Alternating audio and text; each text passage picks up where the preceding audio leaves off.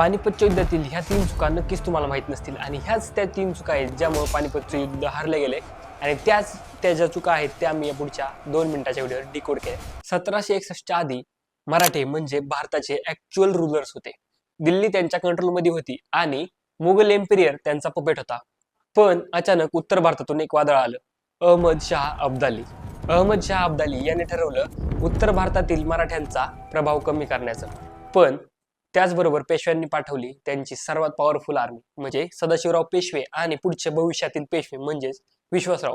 हे युद्ध फक्त टेरिटरीसाठी नव्हतं, ते होतं की येणाऱ्या काळात भारतावर राज्य कोण करणार.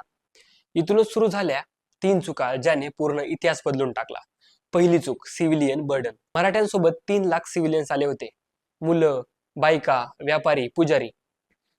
हे सिव्हिलियन्स म्हणजे एक चालतं बोलतं शहरच होतं. दररोज लाखो लोकांना खायला लागत होतं आणि त्यांना प्रोटेक्ट करावं लागत होतं. यामुळे मराठ्यांची स्पीड कमी झाली आणि फ्लेक्झिबिलिटी संपली. दुसरी चूक, लॉजिस्टिक्स फेलियर. मराठ्यांनी पानिपत जवळ 6 महिने तळ ठोकला होता. त्याचवेळी अब्दालीने सप्लाय चेन कट केली, म्हणजे मराठ्यांना अन्न आणि पाणी मिळणेच बंद झालं. इतिहास सांगतो काही सैनिक झाडांची पाने आणि प्राण्यांची कातडी खाऊन दिवस काढत होते. तिसरी चूक, अलायन्स कॉलॅप्स.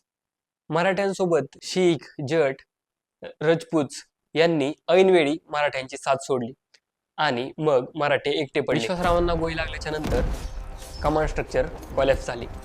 त्यावेळी ना कोण आदेश देणार होतं ना कोण डायरेक्शन देणार होतं.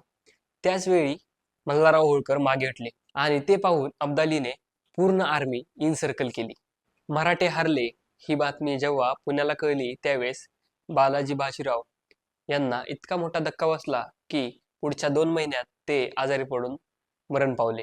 पण हा एंड नव्हता. पुढे जाऊन 10 वर्षात महादजी शिंदेंनी पुन्हा दिल्ली जिंकली